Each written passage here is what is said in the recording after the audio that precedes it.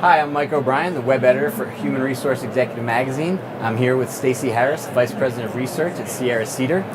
Today was the release of the 21st Annual HR Systems Survey, correct? Yes, correct. Excellent. Yeah, we're excited about it. So what were some of the main takeaways of the report? Well, there was a lot of big main takeaways this year. One of the things that we found out this year is that organizations who invest time in strategy, change management, and integrations get a lot more out of their in technology adoption efforts than those who don't. The other thing that we found this year is that organizations are really shifting how they think about their HR technology from process-driven technology to data-driven technology formats. And then finally, we talked a little bit about this earlier, is that we saw that organizations are reducing the amount of time they're spending on HR technology transformation. So we're seeing sort of a decrease in the percentage of organizations overall who are investing in big transformation efforts versus those who have done it in the past already. And what do you make of that decrease? Well, pretty much we're thinking that at this point, organizations have already gone through that process, and so 3 years ago, we were seeing about 73% of organizations were planning to do a big HR technology transformation. The rip and replace? The rip and replace models, all of the things that we're seeing in the market, from a new consumerized technology to a cloud technology, right? Really thinking differently about their HR technology environments from a platform perspective. And now we're seeing that only about 42% of organizations have remaining who have yet to do that kind of a transformation. So we've gone through most of that. Now, the interesting thing is that they're not reducing spending. So we're seeing that a lot of those organizations who, even though they're not doing big transformation efforts, they're still planning to increase their overall spending. So we're going to see about a 10% increase in the organizations who plan to increase their budgets for HR technology this year. And we actually saw a decrease in the organizations who were planning to decrease their budgets this year. So overall, organizations are spending more money. On the way up then? Yes. So what kind of things are they spending their money on?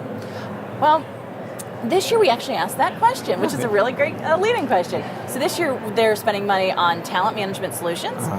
So lots of investment there. About 58% of organizations said if they're increasing budgets, they're increasing them in the talent management space. Another 58% said they're increasing them in core HRMSs as well. But there was also just as many on the decrease side who said they were decreasing in there. So that really depends on whether or not they've replaced their core HRMS or not yet. Sure. And then after that it's HR and analytics. Great. Where's the next biggest one. Great.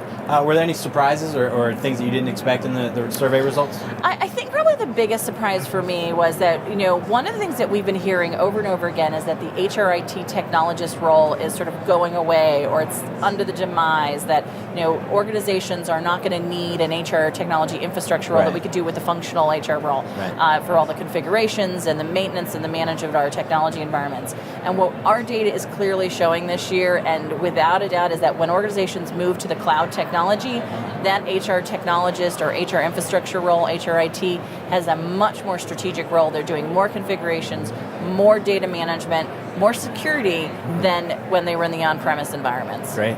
So what advice do you have for HR leaders when it comes to thinking about HR technology? Yeah, I think right now the big thing HR leaders have to realize with HR technology is that HR leaders have generally in the past focused on processes, and those processes has been the driving factor as to how they selected their technology and what technology functionality they needed, and even to some extent the approaches they were taking from the type of technology they were looking for. What's happening right now is no longer that processes are driving this conversation. We're now seeing that at the center of the conversation about HR selection for those organizations who are getting the best outcomes is they're focusing on strategy of the organization, culture of the organization, and ultimately data governance. What data needs to go in and out of the systems. And so we're seeing this new HCM application blueprint come out that's very different from a process-driven one. It's one where those things are at the center, and then ultimately we're seeing all of the areas like talent management, administrative applications, workforce management, thinking more about the data that needs to flow in and out of that to do good workforce intelligence versus just the process it has to manage. And so that's probably the big thing. If HR can keep that in mind, they'll make better selections for the future. Great. Stacey Harris, thank you so much for joining us. Nice to see you. Appreciate Thank it. you. Yep.